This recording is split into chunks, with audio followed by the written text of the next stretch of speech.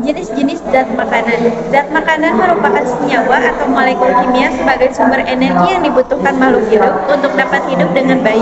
Dengan adanya zat makanan, manusia akan tumbuh dan berkembang.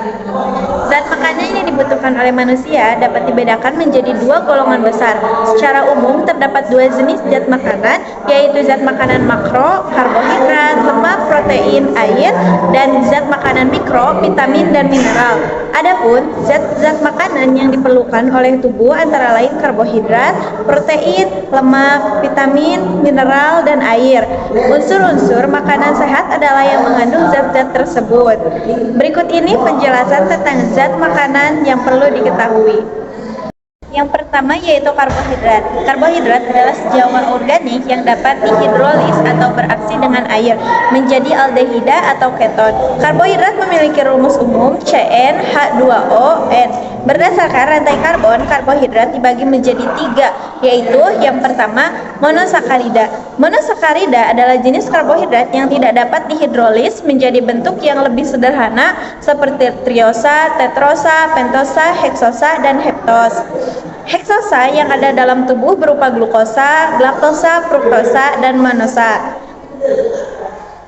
Yang kedua yaitu oligosakarida. Oligosakarida merupakan jenis karbohidrat yang apabila dihidrolis menghasilkan 2-6 monosakarida.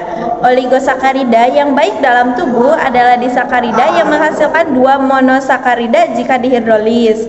Contoh disakarida antara lain sukrosa atau gula pasir, laktosa gula susu, dan maltosa gula gandum.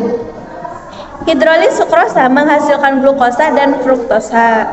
Hidrolis laktosa menghasilkan laktosa dan glukosa. Sedangkan hidrolis maltosa menghasilkan 2 molekul glukosa. Lalu yang ketiga yaitu polisakarida. Polisakarida merupakan jenis karbohidrat yang apabila dihidrolis menghasilkan lebih dari 6 monosakarida. Contoh polisakarida dalam kehidupan sehari-hari yaitu amilium atau pati, glikogen, gula otot, selulosa tidak dapat dicerna oleh alat pencernaan mamalia kecuali hewan ruminansia. Yang kedua yaitu protein, berasal dari bahasa Yunani yaitu proteos, artinya yang utama. Protein merupakan bagian besar dalam tubuh setelah air. Protein terdiri dari unsur-unsur CHON dan terkadang terdapat unsur P dan S. Protein sebagai dasar tersusun oleh sejumlah asam amino sebagai bahan dasar. Berdasarkan asalnya protein dibedakan menjadi dua, yaitu protein nabati. Protein adalah jenis protein yang bersusun pada tumbuhan, contoh kacang-kacangan dan kedelai. Protein hewani. Protein hewani adalah jenis protein yang berasal dari hewan untuk daging, ikan, telur, susu, dan keju. 3. Lemak. Lemak merupakan senyawa majemuk yang terdiri atas asam lemak dan gliserol serta tersusun dari unsur-unsur C, H, dan O. Lemak tidak dapat larut dalam air tetapi larut dalam eter benzena dan kloroform. Setiap 3 asam lemak yang terkait dengan gliserol akan membentuk trigliserida. Ada 2 jenis asam lemak berdasarkan jenis pembentukannya, yaitu 1. Asam lemak yang dibentuk oleh tubuh kita dikenal dengan asam lemak non-esensial. 2. Asam lemak yang diperoleh melalui makanan dikenal dengan asam lemak esensial. Berdasarkan asalnya, asam lemak esensial dibagi menjadi 2, yaitu lemak nabati.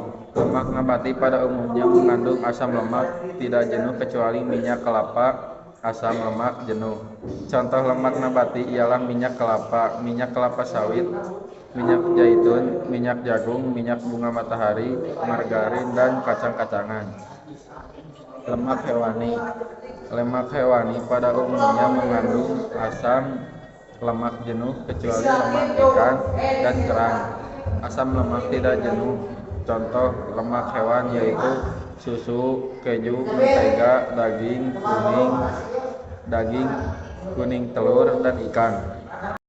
Vitamin secara umum, vitamin berfungsi sebagai pelindung dan pengatur kerja alat-alat tubuh. Pada umumnya, vitamin tidak dapat dibuat di dalam tubuh. Vitamin harus diperoleh dari makanan. Vitamin dikelompokkan menjadi dua, yaitu vitamin yang larut dalam air, vitamin B dan C. Vitamin yang larut dalam lemak, vitamin A, D, E, dan K. Khusus untuk vitamin D dapat terbentuk ketika kita terkena sinar matahari karena di dalam tubuh terdapat provitamin D. 5. Mineral. Mineral dalam tubuh hadir dalam bentuk garam mineral. Garam mineral berfungsi untuk menjaga asam basa pada tubuh yang membantu dalam proses pembangunan sel, membuat reaksi kimia tubuh, mengangkut oksigen ke seluruh, dan membentuk dan memelihara tulang. Beberapa mineral dibutuhkan dalam tubuh dalam jumlah yang sedikit, tetapi sebagian yang lain dibutuhkan dalam jumlah yang besar. 6. Air. Air memiliki beberapa manfaat seperti untuk pembentukan sel dan cairan tubuh, melarutkan zat-zat gizi lainnya, mengatur suhu tubuh, dan melancarkan pencernaan makanan dalam tubuh. Sebagai pelumas dan bantalan, media transportasi, serta media pengeluaran sisa metabolisme. Perlu diketahui sekitar 60-80% sel tubuh makhluk hidup terdiri atas air. Tubuh kita dapat kehilangan air pada saat bernapas, berkeringat, buang air besar maupun buang air kecil. Namun, minum air bukanlah satu-satunya cara untuk memasok air ke dalam sel-sel tubuh kita. Tanpa disadari, makanan yang dimakan ternyata banyak mengandung air. Misalnya, buah apel mengandung 80% air dan daging mengandung sekitar 66% air. Berikut persentase air dalam tubuh kita. Paru-paru kandungan airnya 92%, darah kandungan airnya 82%, kulit kandungan airnya 80%, otot kandungan airnya 75%, otak kandungan airnya 70%, tulang kandungan airnya 22%. Sekian video penjelasan mengenai zat makanan dan contohnya. Semoga bermanfaat. Terima kasih.